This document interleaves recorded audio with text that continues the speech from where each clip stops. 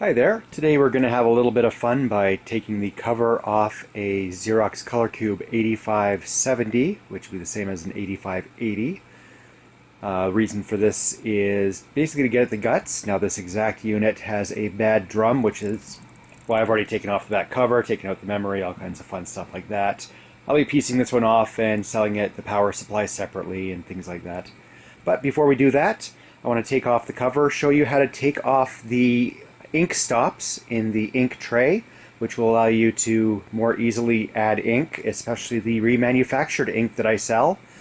Clicks in just fine, but instead of having to shoot it down the ramp as soon as you hear the click, this gives you a little bit more time to respond to it. So we'll just take it off now. I'm going to start with a star bit. I'm not sure if that's the real name or not. Can't really see, but if you look right there.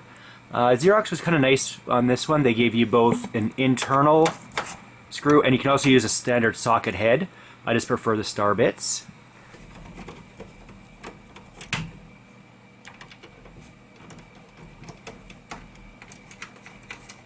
So there's one screw on each side.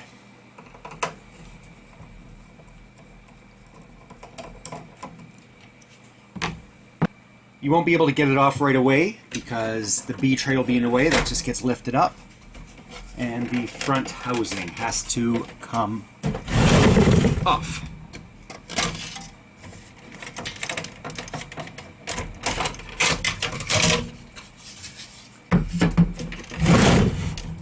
So basically that one's just got a few little slots in the side. Lift it out, slide it forwards and up, and it comes out pretty easily. Lift it up. Oops. Forgot about that part. Lift it up there.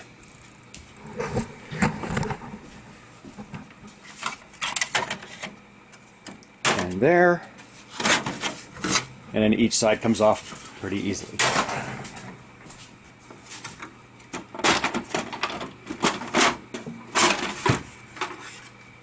So basically one screw, one connection point, and Xerox did that quite nicely. It made it really easy to take off. And here we see all the fun stuff on the inside. That's pretty much all there is to taking off the case. Now if you recall me saying that the main point of this video was to show you how to take out the ink stops in the ink tray. That's this unit here. It does have several connection points. One of which is right here. Basically just lift it up and take a look. They're not really hidden. Another one right there. And that might be it. Just those two. Appears that way. Yep. Out of the shadow. And there is your separated ink tray. Again, I really like this design because all that you have is you've got these little V-notches where the ink drips down as it melts and just goes into a little receiver down there. Nothing really to get clogged. Quite happy with Xerox in that respect. Okay, so now we're going to get rid of the stops. So what happens on the inside of the unit... I got some ink in there. Okay, I'm not sure if you can see this particularly well, but that little block right there that I'm pointing the light at will go down when a valid ink is inserted. When it goes down, obviously you can slide it down the chute, and then it clicks back up to prevent any of the ink from coming back. Usually not a big deal, it's just a bit of a hassle. The remanufactured inks, they take a little bit of extra wiggling, and this will just solve that problem right off the bat.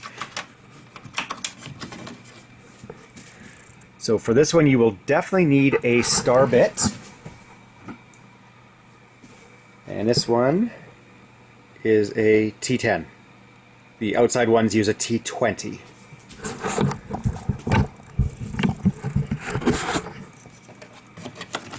Flip it back. Now keep in mind that doing this constantly, you are going to hit these the ink droppers fairly regularly.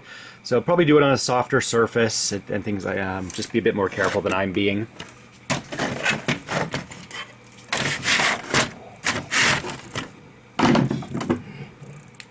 So working from the top, you can see those two screws right there. So there's the block that you want to get rid of right there, and the two screws are there. Don't need to be actually do all eight of them, so I'm just going to put it down for a second. Okay, we now have all 8 done, and I'm going to flip it over. Now, it should be abundantly clear, but I'm going to say it anyways. This will absolutely, totally void your warranty if you get caught doing this and your machine needs to go in for servicing. So don't do it while your machine's under warranty. If you need servicing, you should put them back, I guess. But I think we're beyond that. And I can hear those pieces falling out, which is exactly what we want. And there's number 4 there.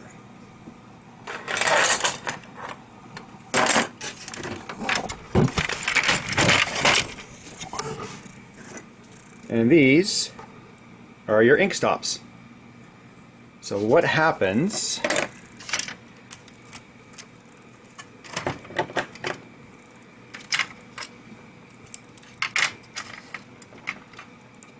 so you can see this. There's the 2 screws that was used to hold it in. These go on the bottom.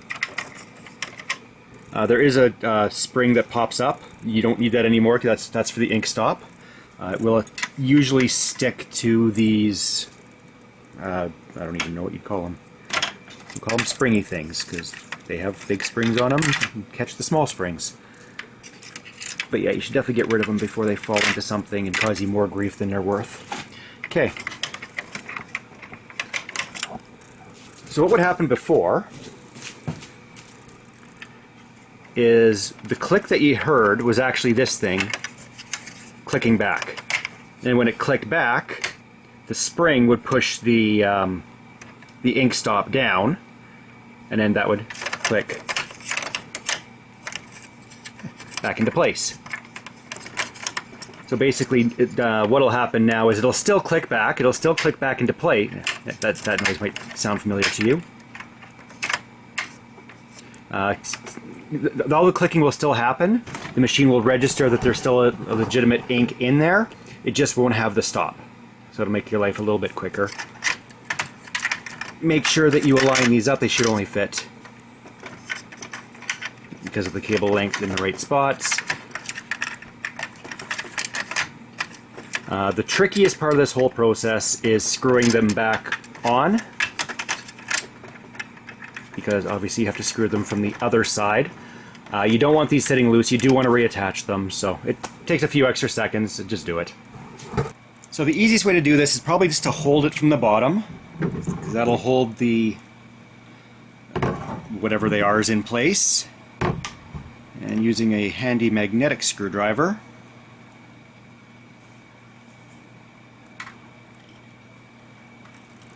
I'm just going to screw them back in. 1 screw per unit is good enough to start. You probably want to do 2 eventually, just because you got the screws there. There's no reason not to. But if you do 1 in each one, then you don't need to hold them in place and do all the mounting with 1 hand.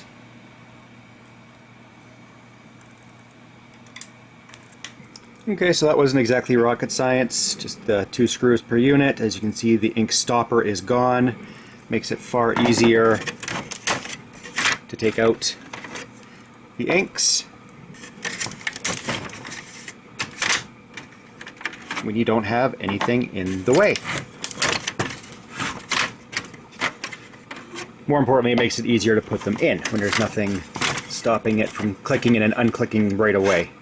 And anybody who's installed these inks knows that even with good retail ones, it doesn't always go as smoothly as they would like to pretend. It really is incredibly easy. Basically just, you can only fit in one spot, so you start from the top. Probably don't have your hand underneath it on the side. Just goes like that. And then you've got to go under again and make your 2 connections. One on the upper board from that ribbon right there, and then the power and I guess data or whatever that unit into the slot that it's right beside right now. Now there's a notch. There's a notch in the bottom to center. Actually, there's a total of 3 notches in the bottom.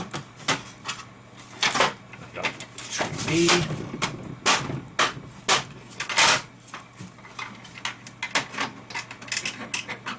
Probably don't want to let this come loose, because then you're asking for all kinds of other inconveniences.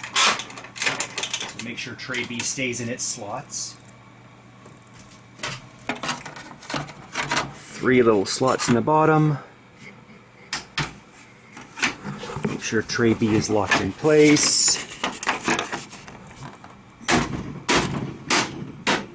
A few nice little taps. Click, click. Oh, right, I took out the LED panel. Okay. Well, if you took out your LED panel, you just kind of pooched yourself. Sorry about that. And here we have a ready-to-go machine that is going to be parted out anyways.